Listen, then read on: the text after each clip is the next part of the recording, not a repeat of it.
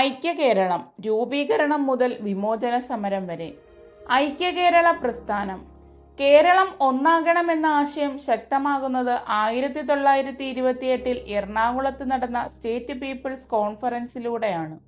അതേ വർഷം തന്നെ പയ്യന്നൂരിൽ ജവഹർലാൽ നെഹ്റുവിൻ്റെ അധ്യക്ഷതയിൽ നടന്ന സമ്മേളനവും ഈ ആശയത്തിന് വലിയ പിന്തുണ നൽകി.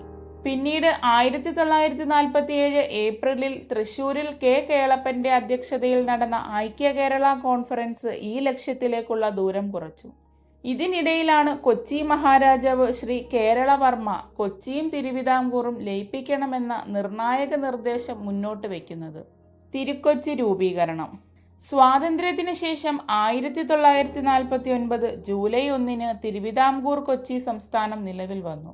തിരുവിതാംകൂർ മഹാരാജാവ് ഈ പുതിയ സംസ്ഥാനത്തിന്റെ രാജപ്രമുഖനായി ചുമതലയേറ്റു.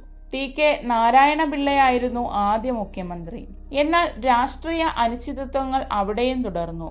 തിരുക്കൊച്ചിയിലെ അവസാന മുഖ്യമന്ത്രി പനമ്പിള്ളി ഗോവിന്ദമേനോനായിരുന്നു. അദ്ദേഹത്തിന്റെ മന്ത്രിസഭ താഴെ വീണതോടെയാണ് കേരളത്തിൽ ആദ്യമായി രാഷ്ട്രപതി ഭരണം ഏർപ്പെടുത്തുന്നത്. കേരള പിറവിയും EMS സർക്കാരും. ഒടുവിൽ മലയാളികളുടെ സ്വപ്നം പൂവണിഞ്ഞു.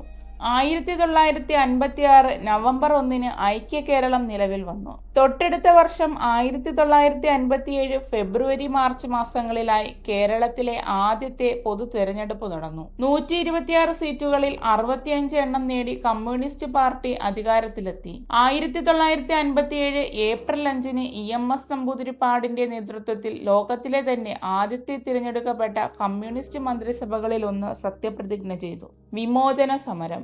എന്നാൽ ഈ മന്ത്രിസഭയ്ക്ക് അധികകാലം തുടരാനായില്ല.